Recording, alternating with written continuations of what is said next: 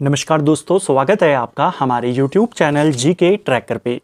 देखिए फ्रेंड, आज के वीडियो में हम बात करेंगे जो हमारी एक सीरीज़ थी परीक्षा वाणी डिटेल सीरीज़, जिसमें हम पूरी परीक्षा वाणी को चैप्टर वाइज डिटेल में यहाँ पे कवर कर रहे हैं। आज हम हमारी जो ज्योग्राफी वाला चैप्टर था उसी को आगे कंटिन्यू करेंगे और 8वीं वीडियो यहाँ पे कवर करेंगे।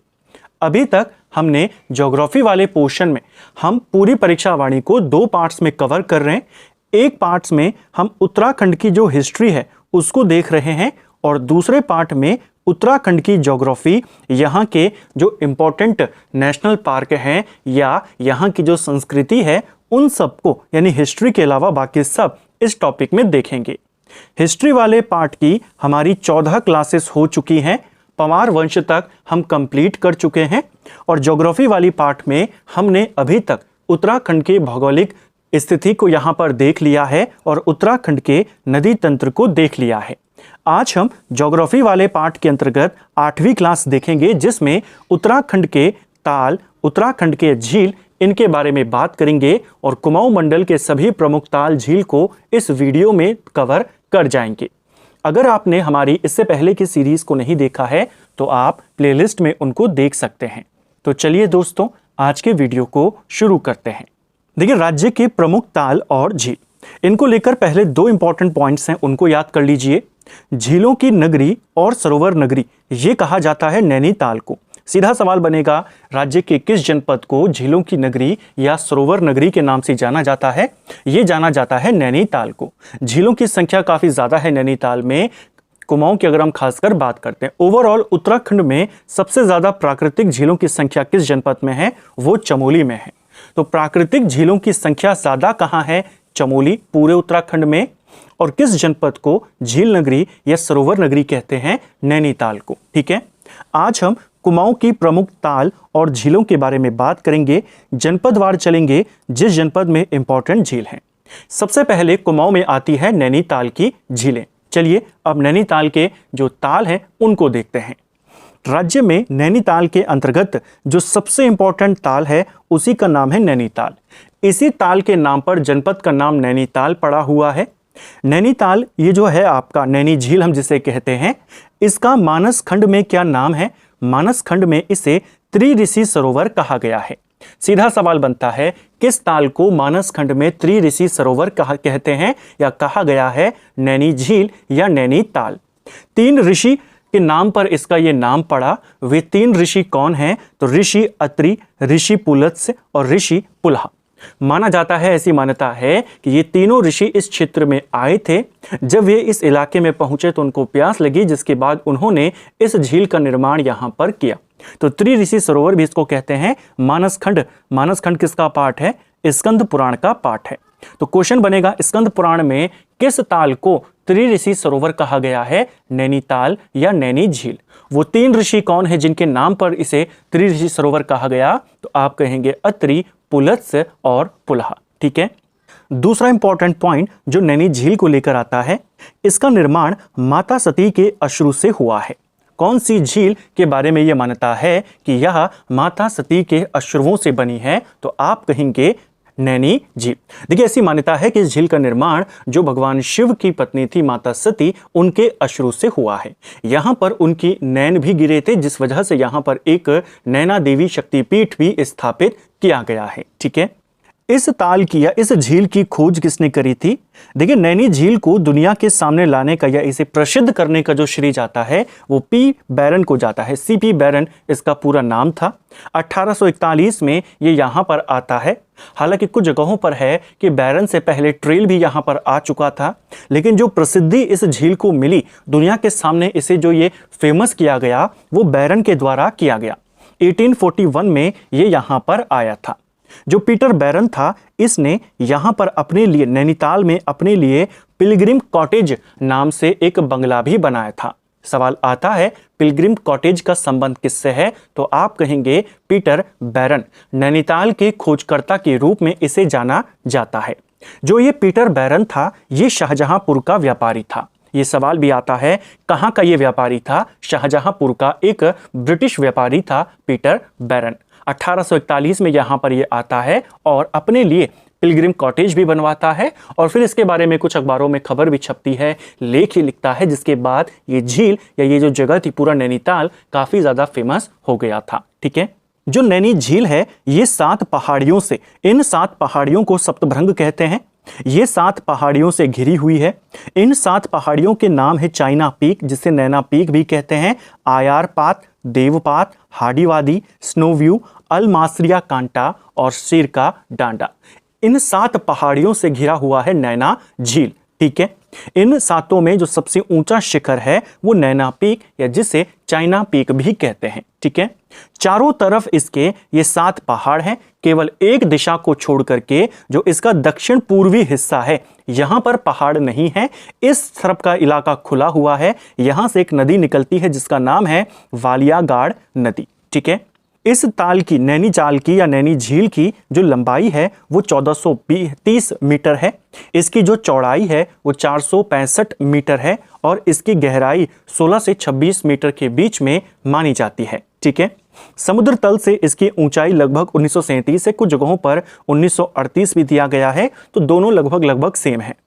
यहां से इसी नैनी झील से, जैसे मैंने कहा, यह 7 पहाड़ियों से घिरी हुई है। चारों तरफ इसके ये 7 पहाड़ियां हैं, लेकिन जो दक्षिण पूर्वी वाला हिस्सा है वहां पर कोई पहाड़ी नहीं है। वहां से एक नदी निकलती है जिसका नाम है बलिया नदी या वालिया नदी भी इसको कहते हैं, वलियागाड़ नदी भी इसको कहते हैं। इसी के दक्षिण पूर्वी भाग से ये नदी आती है। सीधा सवाल आएगा, नैनीताल से या नैनी झील से कौन सी नदी निकलती है, बलिया नदी या वलिया नदी या वालियागाड़ नदी। ठीक है, यह है हमारा नैनीताल या नैनी झील। अब बात करेंगे नैनीताल जनपद की दूसरी प्रमुख ताल के बारे में, जिसका नाम है भीमताल। देखिए, जो ये भीमताल है इसे कुमाऊं का सबसे बड़ा ताल माना जाता है। अगर आपसे पूछेगा कुमाऊं का सबसे बड़ा ताल कौन सा है, वो भीमताल है। अगर आपसे उत्तराखंड का सबसे बड़ा ताल पूछेगा तो सहस्त्र ताल है, जो टिहरी गढ़वाल में पड़ता है। केवल कुमाऊं का पूछेगा तो आप कहेंगे भीमताल। भीमताल का आकार कैसा है, यह त्रिभुजाकार है। ठीक है, 3 तरफ से ये पर्वतों से घिरा हुआ है, त्रिभुजाकार यह भीमताल है। ठीक है, आकार भी पूछ लेता है, बिल्कुल टू द पॉइंट नोट्स हैं, एक एक पॉइंट को समझते हुए चलेंगे। भीमताल की जो लंबाई है लगभग 1674 मीटर है। इसकी चौड़ाई लगभग 447 मीटर है। गहराई इसकी लगभग 26 मीटर के आसपास है। ठीक है, इस झील के बीच में ये जो भीमताल है इसके मध्य में एक टापू स्थित है। ज्वालामुखी जो चट्टानें होती हैं, आग्नेय जो चट्टानें होती हैं, उनके द्वारा ये बना हुआ है। आग्नेय चट्टानों से निर्मित एक भूखंड यहाँ पर है, एक टापू यहाँ पर है। इसको भी ध्यान रखना कि कौन से ताल के मध्य में एक टापू है, आप कहेंगे भीमताल। भीमताल का जल 12 खेड़ी गदेरे से होकर गौला नदी में चला जाता है।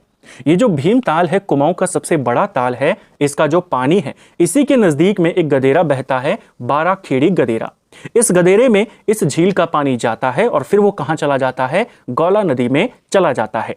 भीमताल के निकट ही लोक संस्कृति संग्रहालय को स्थापित किया था यशोधर मठपाल ने 1983 में। यह सवाल भी पेपर में आया है कि लोक संस्कृति संग्रहालय कहां पर है, तो भीमताल के नजदीक खुटानी नाला वहां पर पड़ता है। ठीक है, इसकी स्थापना किसने करी थी, यशोधर मठपाल। कब करी थी, 1983। ठीक है, अब बात करते हैं नैनीताल के तीसरे प्रमुख ताल की।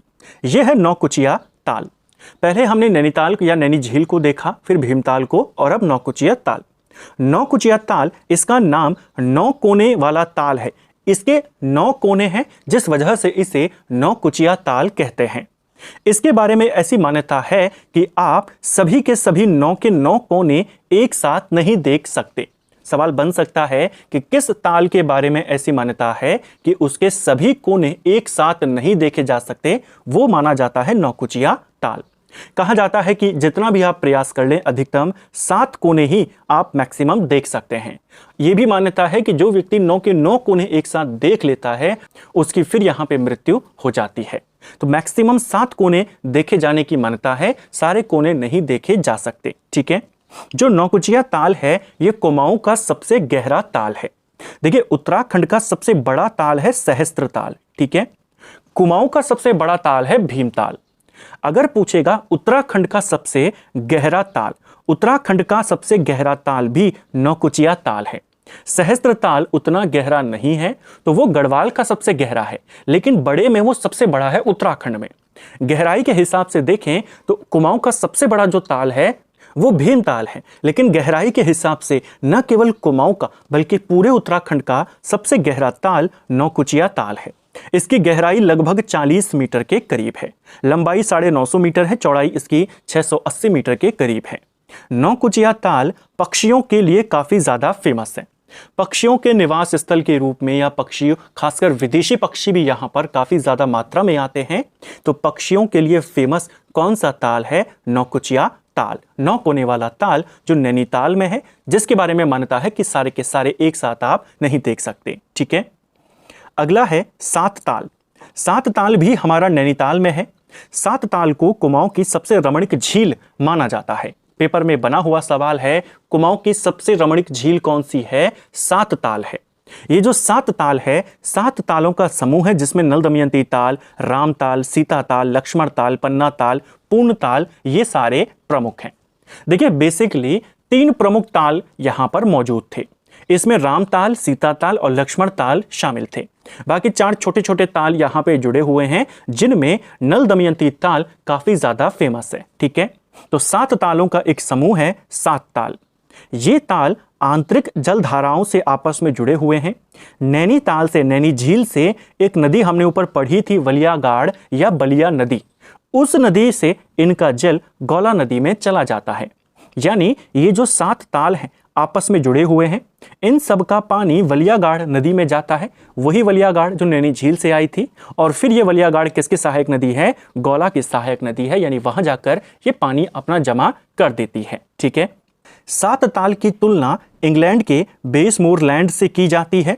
उसे भी वहां पर लेकों के लिए काफी ज्यादा फेमस माना जाता है।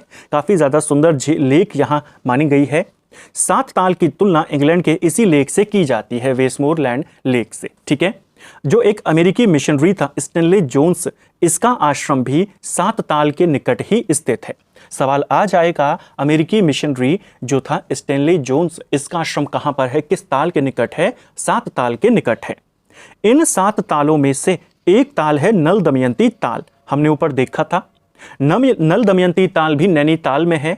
इस ताल के बारे में ऐसी मान्यता है कि इस ताल में मछली नहीं पकड़ी जाती, यानी इस ताल में मछली पकड़ना निषेध है, इसको ध्यान रखना।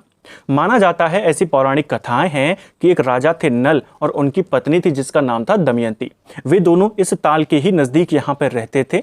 एक बार उन्होंने भोजन के लिए इस ताल से मछलियों को पकड़ा। जब उन्होंने मछलियों को काट कर कढ़ाई में डाला तो कहा जाता है कि वो जो कटी हुई मछलियां थी वे हवा में उड़ने वहां पर लगी, वो मछलियां कढ़ाई से उड़ गई। इसीलिए इस ताल में वही कटी हुई मछलियां अक्सर देखने को मिलती हैं, ऐसी पौराणिक कथाएं हैं। इसीलिए स्थानीय मान्यता ऐसी बनी है कि इस ताल में मछली पकड़ना प्रतिबंधित है, मछलियां नहीं पकड़ी जाती। ठीक है, और इसी वजह से, क्योंकि यहां पर मछलियों को नहीं पकड़ा जाता, कई सारी ऐसी मछलियां जिनका अस्तित्व या तो खत्म होने के कगार पर है या विलुप्त हो चुकी हैं, वो इस ताल में हमें देखने को मिल जाती हैं। ठीक है, यह है नल दमयंती ताल। यह 7 ताल का ही एक पार्ट है। ठीक है, यह नल दमयंती ताल 5 कोने वाला ताल है। कैसा इसका आकार कैसा है? पंचकोणिया है, 5 कोने वाला ये ताल है। ठीक है, इसकी आकृति कैसी है? अश्वखुर के समान है। देखिए, कुछ जगहों पर दिया है कि अश्वखुर के समान वाला ताल कौन सा है? वो 7 ताल है। 7 ताल का ही एक पार्ट है, इसी में आता है नल दमयंती ताल। एग्जैक्ट अगर आंसर होगा तो नल दमयंती ताल है अश्वखुर के आकार का। ठीक है, अगर ये विकल्प में ना हो तो 7 ताल को आप कर सकते हैं, क्योंकि इसी का पार्ट है नल दमयंती ताल। ठीक है, अगला है हमारा खुरपर ताल। खुरपर ताल भी नैनीताल में पड़ता है। इसकी आकृति जानवरों के खुर के समान है। देखिए, घोड़े के खुर के समान अगर एग्जैक्ट जानवर का नाम दे दे कि अश्वखुर के समान कौन है, तो आप कहेंगे नल दमयंती ताल, जो 7 ताल का हिस्सा है। लेकिन अगर जानवरों के खुर के समान की बात करेगा तो खुरपर ताल है जो नैनीताल में पड़ता है। इस ताल के चारों ओर आपको सीढ़ीनुमा खेती देखने को मिलती है। इस ताल के चारों ओर सीढ़ीनुमा खेत देखने को मिलेंगे। खुरपर ताल कैसा इसका आकार है? जानवरों के खुर के समान है। घोड़े के खुर के समान कौन है? नल दमयंती ताल, उसको भी ध्यान रखना है। ठीक है, इन पांचों के अलावा नैनीताल में और कौन कौन से प्रमुख ताल हैं? तो इसमें सूखा ताल आता है, मलवा ताल है, सड़िया ताल है, हरीश ताल, लोखम ताल, नल ताल जिसे कमल ताल भी कहते हैं, ये सब आपके नैनीताल में ही पड़ते हैं। अब बात करते हैं उधम सिंह नगर के ताल की। उधम सिंह नगर में 3 प्रमुख ताल आपने ध्यान रखने हैं। पहला द्रोण सागर ताल उधम सिंह नगर के काशीपुर में है। मान्यता है ऐसी कि जो द्रोणाचार्य थे उन्होंने अपने शिष्यों को यानी पांडवों को, कौरवों को इसी ताल के नजदीक धनुर्विद्या सिखाई थी, इसीलिए उनकी एक प्रतिमा भी यहाँ पर लगी हुई है द्रोण सागर ताल के नजदीक। तो द्रोण सागर कहाँ पर है? काशीपुर में है। इसके अलावा गिरी ताल, ये भी उधम सिंह नगर के काशीपुर में पड़ता है, इसको भी ध्यान रखना, ठीक है। और एक कृत्रिम झील है उधम सिंह नगर में जिसका नाम है खेड़ा झील। जो खेड़ा झील है यह एक कृत्रिम ताल है जिसका निर्माण 2006 में किया गया था। तो उधम सिंह नगर के 3 ही आपने ध्यान रखनी है, द्रोण सागर, गिरी ताल और खेड़ा ताल, ठीक है। चंपावत की बात करते हैं। चंपावत में एक इंपॉर्टेंट ताल है जो कई बार आया है, श्यामला ताल। श्यामला ताल कहाँ पर है? चंपावत में है। यह अपने सफ़ेद कमल पुष्पों के लिए फेमस है। सफ़ेद कमल के फूल, इनके लिए कौन सा ताल फेमस है? श्यामला ताल। कहाँ पर है? चंपावत में। इसी ताल के नज़दीक स्वामी विवेकानंद आश्रम स्थित है और इसी ताल के नज़दीक फेमस झूला मेला भी लगता है। तो श्यामला ताल 3 इंपॉर्टेंट फैक्ट याद करेंगे, सफ़ेद कमल पुष्प, स्वामी विवेकानंद आश्रम और फेमस झूला मेला, ठीक है। लोकेशन भी याद करनी है, जिला चंपावत। गोल आकृति वाला झिलमिल ताल, ये कहाँ पर है? ये भी चंपावत में है। चंपावत में एक और ताल है जिसका नाम है झिलमिल ताल। ये इसकी जो आकृति है वो गोल है। गोल आकृति वाला झिलमिल ताल है, कहाँ पर है? चंपावत में है। ध्यान रखना, झल ताल पूछेगा वो चमोली में है, झिलमिल ताल पूछेगा वो चंपावत में है, ठीक है। और छिपला ताल पूछेगा वो पिथौरागढ़ में आता है, ठीक है। अल्मोड़ा के ताल की बात करें तो 2 ताल आपने यहाँ पे ध्यान रखने हैं मुख्य तौर पर, एक है तड़ाक ताल और एक है नागदेव ताल। नागदेव ताल पेपर में आया है कि ये कहाँ पर स्थित है? अल्मोड़ा के रानीखेत में स्थित है, ठीक है। पिथौरागढ़ के तालों की बात करते हैं। पिथौरागढ़ में धमोरी ताल है, परी ताल है, पार्वती ताल है, थरकोट है और छिपला झील, छिपला ताल या छिपला कोट ताल, ये सारे के सारे कहाँ पर हैं? पिथौरागढ़ में। इनको लेकर कोई विशेष तथ्य नहीं है, केवल लोकेशन आपसे पूछी जा सकती है, मिलान वाले सवाल में आपसे पूछा जा सकता है। अंत में बागेश्वर में एक इंपॉर्टेंट ताल है सुकुंडा ताल। सुकुंडा ताल कहाँ पर है? ये बागेश्वर में पड़ता है, इसको भी आपने ध्यान रखना है, ठीक है। ये हमने कुमाऊं के इंपॉर्टेंट ताल, कुमाऊं की इंपॉर्टेंट झील, उनसे जुड़े तथ्य, खासकर जो नैनीताल वाले झील थे उनको लेकर हमने देखा। अगले वीडियो में हम गढ़वाल के सभी इंपॉर्टेंट ताल को कवर कर जाएंगे, चाहे वो टिहरी के ताल हों, चाहे वो चमोली के ताल हों, पौड़ी के हों, देहरादून के हों या फिर रुद्रप्रयाग के हों, उत्तरकाशी के हों, उन सभी तालों को अगली क्लास में हम कवर कर जाएंगे। उम्मीद करता हूं आपको आज का वीडियो पसंद आया होगा। अगर आपको ये वीडियो पसंद आई है तो वीडियो को लाइक करें, चैनल पर नए हैं चैनल को सब्सक्राइब करें, अपने दोस्तों के साथ शेयर करें। वीडियो आपको कैसा लगा कमेंट बॉक्स में हमें ज़रूर बताएं। Thank you friends.